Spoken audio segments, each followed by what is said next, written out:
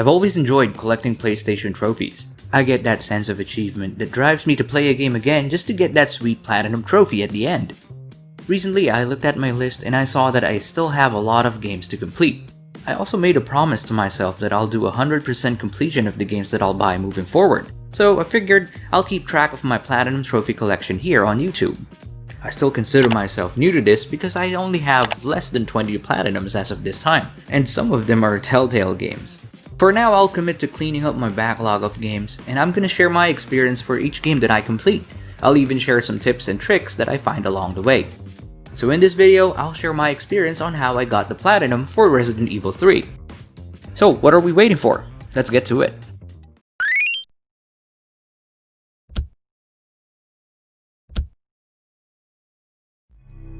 There's a bunch of these trophies that you can get on your first playthrough. Well, you may get most of them without even trying, like crafting an item or improving your weapon for the first time. I mean, these are the free trophies. So we'll focus on the tricky ones, those that require a lot of attention and those that are time consuming. You could say that we'll focus on the trophies that player would probably miss on their first playthrough. But before I get into details, I want you to know that there are spoilers ahead.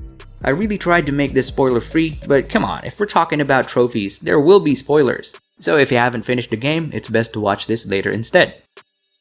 Okay, so before you start with your trophy hunting, be sure to prepare multiple saves on different parts of the game. At least that's what I did, and it made a big difference, saved me a lot of time too. That's because having several save points ready makes jumping in between chapters easier. The reason for doing this is your progress in collecting the bobbleheads, collecting story files, and opening lockers or strong boxes are retained across all your playthroughs. So let's say you missed some collectibles within the RPD scene, which by the way happened to me. You could simply load your game from where you start inside RPD instead of starting all over again. Alright, so let's say you now have saves across different parts of the game, so it's time to start with the trophy hunting. Let's first talk about the trophies that take some time to get and will probably need multiple playthroughs depending on the progress you made from your first one. First is the Bookworm Trophy. This is the one where you need to collect all the story files. This got me frustrated because I missed one document, and this was the last trophy I had to complete to get the platinum. The worst part is we don't even have an indicator to know if you've already collected a document from your previous playthrough. You just get the total number of documents you've collected so far, and that's messed up. A tracker to know which files I already picked up would have been nice. Luckily, there are guides out there that can help you track all documents. So, if like me, you just want to get this over with, check out this video that helped me save tons of time.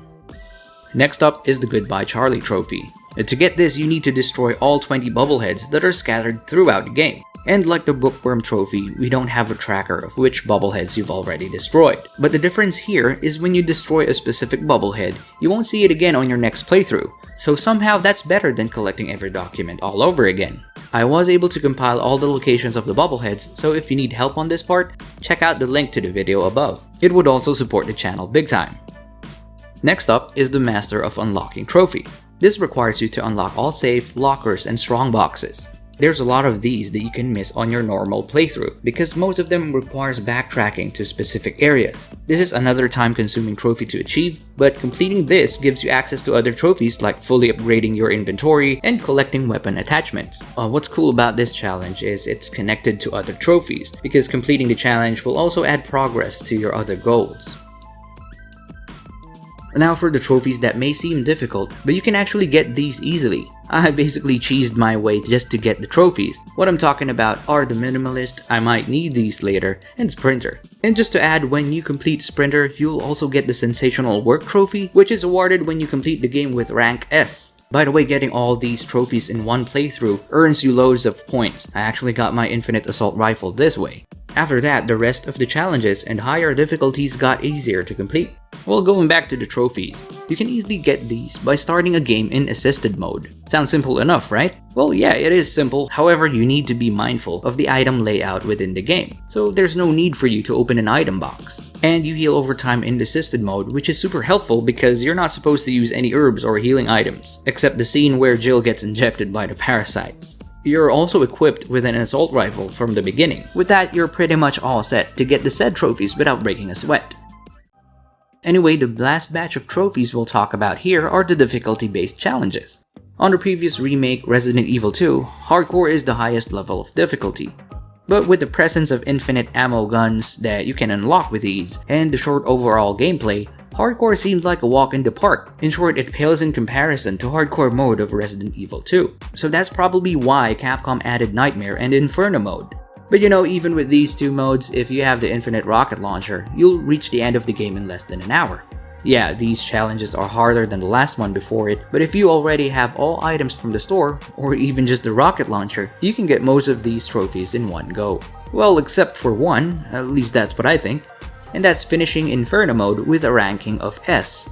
Completing this gives you the Jill Valentine trophy. It looks easy when you have access to the infinite weapons, but there are some things you need to be mindful of though. Number 1 is the limited number of saves. You can only save up to 5 times in order to get the rank S, which means you need to plan your saves carefully. I'm sure you'll get to the end of the game easily, given that you have the rocket launcher, but you gotta take note too that if you die in this mode, you start from your last save point.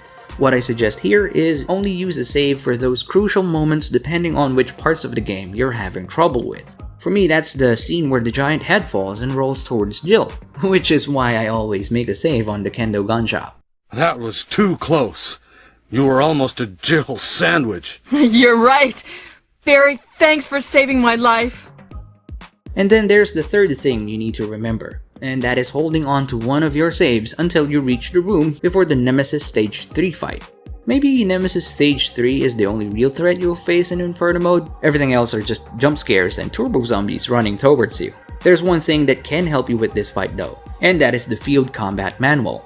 This is the scene where the item shines, well, more like the only time you actually need it.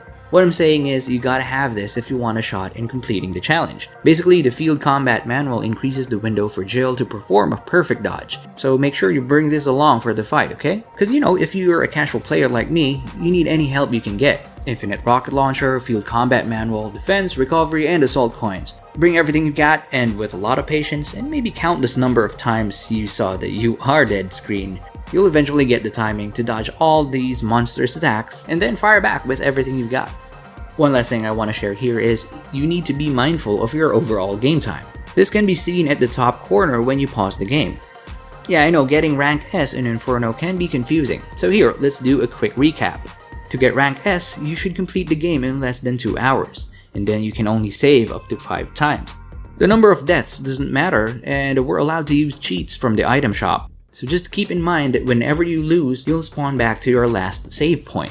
And the thing is, the overall game time will keep on running, which means the time stacks even when you die and press continue.